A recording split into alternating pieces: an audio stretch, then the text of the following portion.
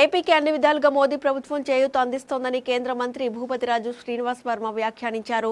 కేంద్ర ప్రభుత్వం నిధులతోనే ఆంధ్రప్రదేశ్ అభివృద్ధి సాధ్యమని వెల్లడించారు.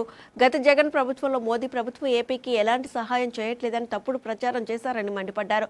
ప్రధానమంత్రిగా నరేంద్ర మోదీ బాధ్యతలు స్వీకరించి 11 సంవత్సరాలు అయిందని అన్నారు. 2047 నాటికి వికసిత్ భారత్, విశ్వగురు దేశంగా భారత్ దేశం ఆవిర్భవించాలని ఆకాంక్షించారు. ఈ 11 సంవత్సరాల పాలన దేశం ఎంతగానో అభివృద్ధి చెందిందని వివరించారు. 2014లో ప్రధానిగా మోదీ బాధ్యతలు తీసుకునే నాటికి దేశం 11వ ఆర్థిక వ్యవస్థలో ఉండేదని వెల్లడించారు. ఈ 11 సంవత్సరాల్లో మోదీ నాయకత్వంలో దేశం 4వ ఆర్థిక వ్యవస్థగా ఎదిగిందని, రాబోయే కాలంలో 3వ స్థానానికి వెళ్లబోతుందని చెప్పుకొచ్చారు. కరోనా సమయంలో ప్రపంచ దేశాలు ఆర్థికంగా కుదేలయ్యాయని అన్నారు. వాటన్నిటిని తట్టుకుని భారతదేశం ఆర్థిక వ్యవస్థగా మోదీ నాయకత్వంలో ఎదిగిందని తెలిపారు. చాలా సంక్షేమ పథకాలు, అభివృద్ధి, సంక్షేమం రెండూ సమానంగా తీసుకెళ్లామని వివరించారు.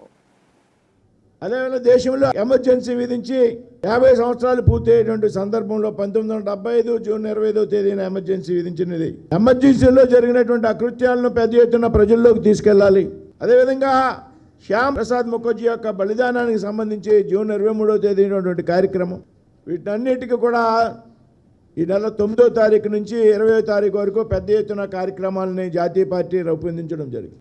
వీటిని ఏ విధంగా ముందుకు తీసుకెళ్లాలనేటువంటి విషయాల మీద ఈవేళ మనం అంతా కూడా ఇక్కడ సమావేశమయ్యేటువంటి విషయాన్ని ఈ సందర్భంగా మీ ముందు ఉంచుతూ ఉన్నా. ముందుగా 2014లో భారత ప్రధానిగా నరేంద్ర మోడీ గారి బాధ్యతలు స్వీకరించే నాటికి భారతదేశం ప్రపంచంలో 11వ ఆర్థిక వ్యవస్థగా ఉన్నటువంటి విషయం మనందరికీ కూడా తెలుసు.